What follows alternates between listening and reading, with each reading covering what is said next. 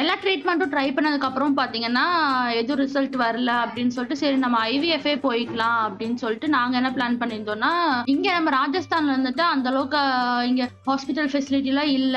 அதுவும் இல்லாம வீட்லருந்து யாரும் இங்க வந்திருந்து பார்க்கவும் முடியாது அப்படின்னு சொல்லிட்டு, நம்ம ஊர்லயே போய் ஐவிஎஃப் பண்ணிக்கலாம் அப்படின்ற முடிவுக்கு வந்துட்டோம். அதனால நானும் என்ன பண்ணேன்னா, கோயம்புத்தூர் அந்த சைடு இருக்கிற நெறைய ஐவிஎஃப் சென்டர்ஸ்லாம் கால் பண்ணி எல்லாம் விசாரிச்சேன். விசாரிச்சதுக்கு அப்புறமா வந்து நீங்க வாங்க எல்லா டெஸ்ட்டும் எடுத்து பார்த்துட்டு அதுக்கப்புறமா என்னன்றது பார்த்துக்கலாம் அப்படின்ற மாதிரி சொல்லியிருந்தாங்க. சரி ஊருக்கு அதான் ஃபங்க்ஷன் இருக்குதுன்னு சொல்லிட்டு போகணும்னு இருந்தேன். சரி ஃபங்க்ஷன் முடிச்சுட்டு அப்படியே ஐவிஎஃப்க்கும் எல்லாம் என்னென்ன ப்ரொசீஜர்னு சொல்லிட்டு நானே போய் எல்லாம் டீடைல்ஸ்லாம் வாங்கிட்டு வந்துட்டு அதுக்கப்புறமா ட்ரீட்மெண்ட் ஸ்டார்ட் பண்ணும்போது என் ஹஸ்பண்டை வர சொல்லிக்கலாம். அது வரைக்கும் நம்ம ஊர்லயே இருக்கலாம் அப்படின்ற பிளான் பண்ணிட்டு தான் இருந்தேன். இந்த பிளான்ல தான் ஆக்சுவலா நான் ஊருக்கு போனேன். பிப்ரவரி மந்த் போல அந்த நாட்டு மருந்து போய் சாப்பிட்டதுல அந்த சைக்கிள் வந்து எனக்கு பீரியட்ஸ் ஆயிடுச்சு. அடுத்த டைம் ஆனப்ப எனக்கு பேபி நின்றுச்சு. அதாவது கன்ஃபார்ம் ஆயிடுச்சு பிரெக்னன்சி.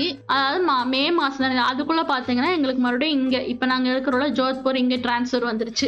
முன்னாடி நாங்க ராஜஸ்தான்ல இருந்தாலும் அதுக்கும் அங்க இருந்து இங்க ஜோத்பூர் பார்த்தா ஒரு 400-450 கிலோமீட்டர் பக்கம் வரும். நாங்க வந்து என்ன நினைச்சோம்னா இந்த பேக்கிங் வேலையெல்லாம் போறனால பிரெக்னன்ட்லாம் ஆக மாட்டோம், அதை வெயிட் தூக்கக்கூடாது, அதை பண்ணக்கூடாது, இதை பண்ணக்கூடாதுன்னு சொல்றாங்கல்ல. எப்படி பிரெக்னன்ட்லாம் ஆகும், அதை டிரான்ஸ்ஃபர் வந்துருச்சுன்னா நம்ம முதல் வீட்டை காலி பண்ணுவோம் அப்படின்னு சொல்லிட்டு எல்லா பேக்கிங் வேலையெல்லாம் நான் பண்ணிட்டு இருந்தேன். ஹஸ்பண்ட் வேலைக்கு போயிருவாங்க. ஃபுல் டே ஃபுல்லா நான் தான் பேக்கிங் பண்ணுவேன். ஒரு பாக்ஸும் பாத்தீங்கன்னா ஒரு 20 கிலோ 25 கிலோ பாக்ஸா இருந்தாலும் நானே தான் தூக்கி தூக்கி எல்லா பக்கம் நீட்டா அடுக்கிட்டு எல்லா பேக்கிங் வேலையும் பார்த்துட்டு இருந்தேன். நாங்க வந்து என்ன பிளான் பண்ணி வச்சிருந்தோம்னா ஜோத்பூர்ல வந்து வீடெல்லாம் பார்த்துட்டு ஜோத்பூர்ல இருந்து கோயம்புத்தூருக்கு ஃபிளைட் இருக்குது. இங்க வீடெல்லாம் பார்த்துட்டு உன்னை நான் வந்து ஃபிளைட் ஏற்றி விட்டுறேன், நீ ஊருக்கு போயிட்டு புண்ணியாச்சன்லாம் முடிச்சு திரும்ப நீ நேரா ஜோத்பூர் வந்துரு அப்படின்ற மாதிரி என் ஹஸ்பண்ட் சொல்லியிருந்தாங்க. ஏன்னா இந்த டிரான்ஸ்ஃபர் ப்ரொசீஜர்லாம் இருக்குங்காட்டி அவருக்கு வந்து லீவு கிடைக்கல. அதனால நான் மட்டும்தான் வீடு புண்ணியாச்சனுக்கு போக வேண்டியதா இருந்துச்சு. பேக்கிங் வேலையெல்லாம் பார்த்தீங்கன்னா மே மந்த் லாஸ்ட்ல வந்து ஒரு 1 வீக் அந்த மாதிரி பண்ணி முடிச்சுட்டு அடுத்தது ஜூன் மந்த் வந்துருச்சு. அது ஜூன்ல பாத்தீங்கன்னா கிட்டத்தட்ட 400-450 கிலோமீட்டர். ராஜஸ்தான்ல ரோடெல்லாம் அவ்வளோ மோசமா இருக்கும், பஸ் அதை விட மோசமா இருக்கும். நம்ம ஊர்ல மட்டும் தான் பஸ் எல்லாம் நல்லா இருக்கும் சொல்ல போனா, வெளியே வேற எங்கேயுமே பஸ் எல்லாம் நல்லா இருக்காது. ஒரு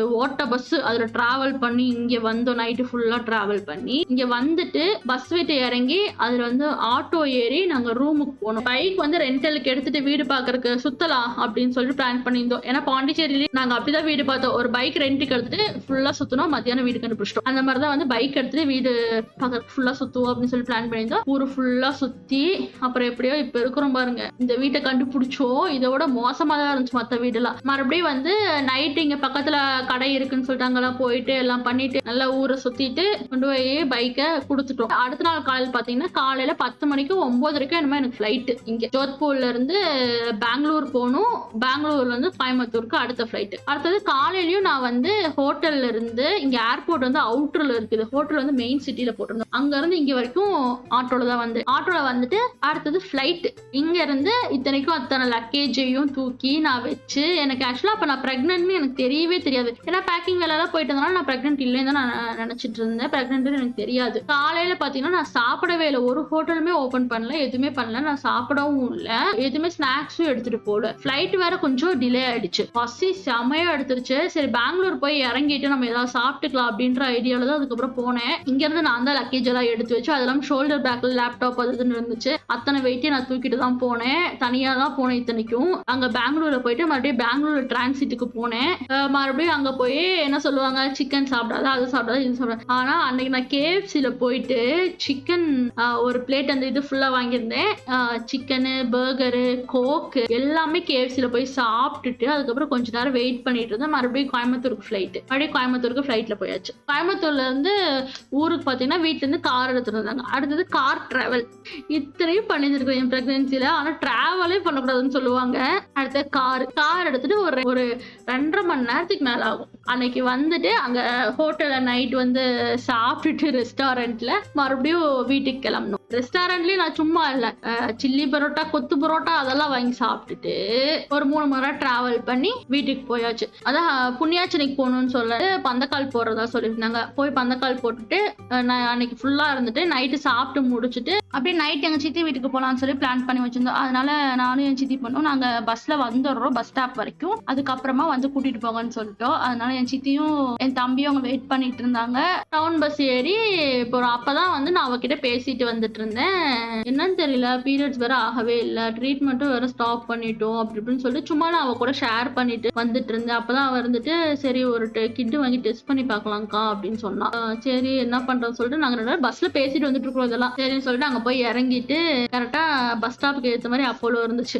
அவ கொஞ்சம் டேப்லெட்ஸ் வாங்கணும்னு சொன்னாலாம். சரின்னு 2 பேரும் உள்ள போயிட்டு அவளுக்கு தேவையான டேப்லெட்டை வாங்கிட்டு நானும் யூபிடி கிட்ட வாங்கிட்டு நாங்க 2 பேரும் வரோம். சித்தி பொண்ணு அவ வீட்டுக்கு போயிட்டா, நான் சித்தி வீட்டுக்கு வந்துட்டேன். வந்ததுக்கு அப்புறமா நான் சொல்லிட்டு இருந்தேன் இப்படி டெஸ்ட் பண்றதுக்கு வாங்கிட்டு வந்திருக்கிறேன், காலையில பண்ணி பார்ப்போம் அப்படின்னு சொல்லி என் சித்திட்டு சொல்லியிருக்கேன். அதுக்கப்புறம் நைட் எல்லாம் எனக்கு தூக்கமே வரல. மறுபடியும் அதே மாதிரி தான் இருக்கு. நம்ம டெஸ்ட் பண்ண போறோம்னாலே நைட் எல்லாம் தூக்கமே வராதாச்சே. அப்புறம் மறுபடியும் காலையில எழுந்திரிச்சு போய் டெஸ்ட் பண்ணலான்னு ஒரு 5 மணி இருக்கும். எனக்குனா பக்கு பக்குன்னு இருக்குது. என்னடா வரும் இந்த டைம் நெகட்டிவ் தான் வந்துருமா என்னன்னு சொல்லிட்டு ஒரு பக்கம். இத்தனைக்கு நான் மட்டும் தான் அங்க இருக்கிறேன். ஹஸ்பண்ட் இங்க ராஜஸ்தான்ல இருக்கிறாரு. சரின்னு சொல்லிட்டு டெஸ்ட் பண்ணி பார்க்கலாம். டெஸ்ட் பண்ணி பார்த்ததும் பாசிட்டிவ்னு வந்துருச்சு. ஜூன் மாசம் பாசிட்டிவ்னு வந்தது எனக்குனா அவ்வளோ சந்தோஷம் ஆயிடுச்சு. நான் உடனே போய் என் சித்தி தான் எழுப்பி இந்த மாதிரி பாசிட்டிவ்னு வந்திருக்குது அப்புறம் தான் அவங்களுக்கும் செம சந்தோஷம். சரி இன்னைக்கு நம்ம ஹாஸ்பிட்டல்ல போய் பார்த்துட்டு வந்துடலாம் அப்படின்னு சொல்லிட்டு அன்னைக்கு பாத்தீங்கன்னா ஜூன் 7 போன வருஷம் 2024ல ஜூன் 7 வெள்ளிக்கிழமை.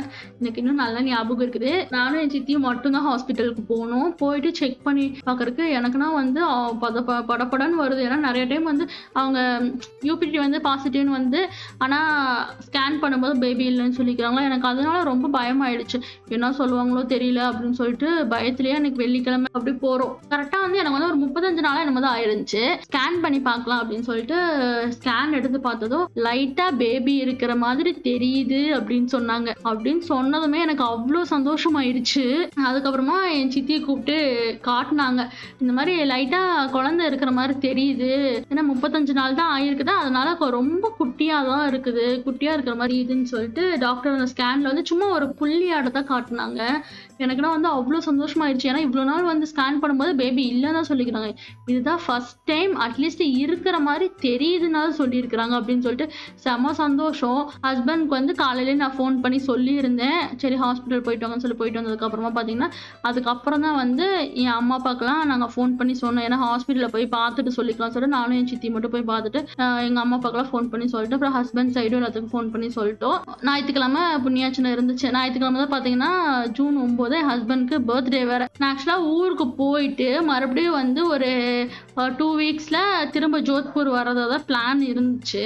என்னால வர முடியாம போயிடுச்சு. இப்போ ப்ரெக்னெண்டா இருக்கனால இப்போதைக்கு டாக்டர் வந்து எங்கேயும் டிராவல் பண்ண வேண்டாம் அப்படின்னு சொல்லிட்டாங்க. ட்ராவல் பண்ண வேணாம்னு சொன்னனால 1 மந்த் பார்த்தீங்கன்னா நான் என் சித்தி வீட்டில் தான் இருந்தேன். அது இல்லாமல் என் சித்தி பொண்ணும் பக்கத்தில் இருக்கிறதுனால அவள் ஏதாவது சமையல் பண்ணுறது எல்லாம் பண்ணாலும் எனக்கு கொஞ்சம் டிஃபனில் போட்டு கொடுத்துடுவோம். இப்படி தான் என்னோட ப்ரெக்னன்சி ஜேர்னியே போச்சு. ப்ரெக்னென்ட் ஆனதுக்கு அப்புறமும் அத்தனை பாடுபட வேண்டியதாக இருந்துச்சு இந்த குட்டி பையனை பெற்றெடுக்கிறதுக்குள்ள. ஸோ இவ்வளோ ட்ரீட்மெண்ட்ஸ் எல்லாமே நாங்கள் பார்த்துட்டோம்.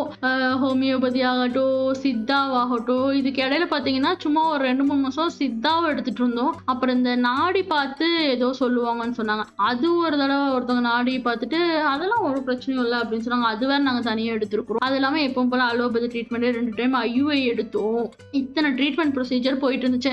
எப்போ எது நடக்கணும்னு இருக்குதோ அப்போதான் நடக்க மாட்டேறது. அதுவும் என்னன்றது எனக்கும் தெரியல.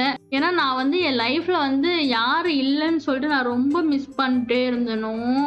அவங்க என் லைஃப்ல வந்ததுக்கு அப்புறம் தான் பார்த்தீங்கன்னா எனக்கு இந்த குட் நியூஸ் நடந்திருக்கு. நான் ப்ரெக்னென்ட் ஆனது அதுவும் பார்த்தீங்கன்னா அவங்க வீட்லயே போயிருந்து அவங்க கிட்ட தான் ஃபர்ஸ்ட் சொல்ற மாதிரி இருந்திருக்கு. நான் என்ன சொல்ல வரேன்னா, உங்களுக்கு வந்து சப்போஸ் வந்து கொஞ்சம் ஈடுபாடு இல்லை ட்ரீட்மெண்ட்ல அப்படின்னா கொஞ்ச நாள் வந்து கேப் விட்டு பாருங்க. இல்லைன்னா ஏன்னா நாங்களுமே வந்து இடையில கேப் விட்டோம்ல, அந்த மாதிரி வந்து நீங்களுமே கொஞ்சம் கேப் விட்டு கொஞ்சம் ஃப்ரீயா இருந்து பாருங்க. மேபி நேச்சுரலாவே பிரெக்னெண்டா இருக்க வாய்ப்புகள் இருக்குது. ஏன்னா இப்போ கடைசியா பாத்தீங்கன்னா இப்போ நான் நேச்சுரலா தான் ஆயிடுக்கிறேன். ஆக்சுவலா அந்த வைத்தியர் கிட்ட போய் அந்த ஒரு இது மட்டும் வாங்கி சாப்பிட்டது அது சும்மா இலை மாதிரி தான் ஸ்மெல் வந்துச்சு. ஸோ எனிதிங் அதனால நடந்துச்சா இல்லை எதனால நடந்துச்சுன்னு எனக்குமே தெரியல. இப்போ எப்படியோ கன்சீவ் ஆகி ஒரு குட்டி தங்கத்தை பெத்தெடுத்து நிறைய பேர் வந்து கமெண்ட் பண்ணியிருந்தீங்க என்ன ட்ரீட்மெண்ட், அதுக்கப்புறமா என்ன டயட், அந்த மாதிரி நிறைய பேர் கேட்டுட்டு இருந்தீங்க. ஒரு சிலர் வந்து 18 வருஷமா இல்லை 10 வருஷமா இல்லைன்னா கதறும் போதெல்லாம் எனக்கெல்லாம் வந்து அவ்வளோ கஷ்டமா இருக்குது கேட்கும்போது. ஏன்னா நம்ம பட்ட கஷ்டம் தானே அவங்களும் படுவாங்க. அதுவே வந்து டபுள் மடங்கு ட்ரிபிள் மடங்கு பட்டிருப்பாங்க. இத்தனைக்கும் நாங்கள் வந்து வெளியூர்ல இருக்கிறோம். அதனால வந்து அப்பப்போ ஊருக்கு போகும்போது வரும்போது தான் வந்து யாராவது கேட்குறாங்க. அந்த அளவுக்கு அளவுக்கு வந்து யாரும் ஃபோனும் பண்ண மாட்டாங்க. எங்க சொந்தக்காரவங்கலாம். நாங்களும் வந்து அவ்வளோ சீக்கிரம் யாருக்கும் ஃபோன்லாம் பண்ண மாட்டோம். ஃபோன் பண்ணா மட்டும் நம்மகிட்ட என்ன அப்படி நல்லதா பேசிற போறாங்க. ஏதாவது கேள்வி கேட்டு ஏதாவது நோண்டி நம்மள வந்து வெறுப்பேத்தி விட்டு நம்மள எப்படி கஷ்டப்படுத்துறதுன்னு தான் நினைப்பாங்க. அதனால நாங்களாம் யாருக்கும் சொந்தக்காரங்களும் அந்த அளவுக்கு ஃபோனும் பண்ண மாட்டோம். எங்க ஃபேமிலிக்குள்ள நாங்க பண்ணிப்போம். அவ்வளோதான். இதே ஊர்ல இருக்கிறவங்களெல்லாம் யோசிச்சு பாருங்க. டெய்லி நய நயன்னு ஏதாவது கேள்வி கேட்டு நச்செடுத்துட்டே கிடப்பாங்க. நம்ம கிட்ட என்ன இல்லையோ அதைத்தான் நோண்டுவாங்க. நம்மளை கேள்வி கேட்டே இது பண்றதுல இருப்பாங்க. நீங்க யாருமே வந்து அதெல்லாம் எதுவும் மனசுல போட்டு இது பண்ணிக்காதீங்க. ஏன்னா நானுமே எல்லாத்தையும் ஃபேஸ் பண்ணிட்டு தான் வந்திருக்கிறேன். பாசிட்டிவா இருங்க. கொஞ்சம் நல்லதா சாப்பிடுற விஷயத்துல நீங்க இது பண்ணாதீங்க. என்னைக்காவது ஒரு டைம் வெளியே சாப்பிடணும்னு தோணுச்சுன்னா சாப்பிட்டுக்கோங்க. கொஞ்சம் நல்லதா டெய்லி கொஞ்சம் ஹெல்தியா சாப்பிடுங்க. காய், முட்டை அந்த மாதிரிலாம் சாப்பிடுங்க. கூடவே வந்து ஒர்க் அவுட்ஸ் பண்ணுங்க. ஜூம்பா பண்ணுங்க. யோகா வேணும்னா யோகா போய் பண்ணுங்க. இதுக்கு இடையில நான் பாண்டிச்சேரியில் இருக்கும்போது யோகா கிளாஸ் வர போயிட்டு இருந்தேன். இல்லைன்னா வேற ஏதாவது ஜிம்முக்கு போகணும்னு தோணுச்சுன்னா பண்ணுங்க. மனசு விட்டு எல்லாத்துக்கிட்டையும் பேசுங்க. உங்களுக்குன்னு யாராவது ஒரு ஃப்ரெண்ட் இருந்தாங்கன்னா அவங்க கூட எல்லாத்தையும் ஷேர் பண்ணுங்க. ரொம்ப வந்து மைண்ட்லயே போட்டு ரொம்ப டென்ஷன் ஆயிட்டு ரொம்ப உங்க மண்டையிலேயே எல்லாத்தையும் ஏத்திட்டு இருக்காதீங்க. அப்படி அதுதான் வந்து நான் சொல்லணும்னு நினைக்கிறேன். ஏன்னா மனசுக்குள்ளேயே வச்சுட்டு இருந்தோம்னா அதுவே வந்து நமக்கு ரொம்ப கஷ்டமா இருக்கும். அது எல்லாமே வந்து இது பண்ணுங்க. கொஞ்சம் சைட் பை ட்ரீட்மெண்ட் ஏதாவது போகணும்னா அதுவும் பண்ணுங்க. ஏன்னா ஒரு சிலருக்கு வந்து சக்சஸ் ஆகல. எனக்கு வந்து ஃபெயிலியர் ஆச்சு. உங்களுக்கு மேபி சக்சஸ் ஆகிறதுக்கான வாய்ப்புகளும் இருக்குது. ஸோ இத்தனை வருஷம் இத்தனை இதை தான் நான் கிராஸ் பண்ணி வந்திருக்கிறேன். உங்களுக்கும் வந்து இந்த வீடியோல இருந்து ஏதாவது யூஸ்ஃபுல்லா இருந்திருக்கும்னு நினைக்கிறேன். என் வீடியோக்குள்ள பேபி இல்லைன்னு கமெண்ட் பண்ண எல்லாத்துக்குமே கண்டிப்பா குழந்தை பிறக்கும். பாசிட்டிவா மட்டும் திங்க் பண்ணுங்க. உங்களை சுத்தி யாராவது வந்து உங்களுக்கு நெகட்டிவிட்டி கிரியேட் பண்ற மாதிரி இருந்துச்சுன்னு வைங்க, அவங்கள தூக்கி போட்டு போயிட்டே இருங்க. அவங்க யாரும் நமக்காக வந்து நிக்க போறதும் கிடையாது, ஒன்றும் கிடையாது. உங்க லைஃப் நீங்க பாருங்க. அவ்வளவுதான். உங்களுக்கு என்ன பண்ணணும்னு தோணுதோ பண்ணுங்க. என்ன சாப்பிடணும்னு தோணுதோ சாப்பிடுங்க. மெயினா நம்ம ஊருக்குள்ள மெயினா சொல்லி சுத்துறது என்ன தெரியுமா? சிக்கன் சாப்பிடாதுங்க. சிக்கனுக்கு ஊசி போடுறாங்க. அது பண்றாங்க, இது பண்றாங்க. உங்களுக்கு சாப்பிடணும்னு தோணுச்சுன்னா சாப்பிடுங்க. அப்படி பார்த்தா மீன் தான் ஹெல்தின்றாங்க. ஏதோ ஒரு நியூஸ்ல பார்த்தா மீன்ல ஏதோ ஃபார்மலின் கலக்குறாங்க. அது பண்றாங்க, இது பண்றாங்கன்றா. இப்போ இருக்கிற இதுல வந்து நம்ம நல்லது கிட்டதெல்லாம் பார்க்க கூடாது. உங்களுக்கு என்ன பிடிக்குதோ பண்ணுங்க. மைண்ட் ரிலாக்ஸா வச்சுக்கோங்க. டயட் ஃபாலோ பண்ணிட்டு கொஞ்சம் வந்து ஒர்க் அவுட்ஸ் பண்ணீங்கனாலே பிரெக்னென்ட் ஆகிறதுக்கு சான்சஸ் இருக்குது. நம்ம மறுபடியும் அடுத்த வீடியோல பார்க்கலாம்.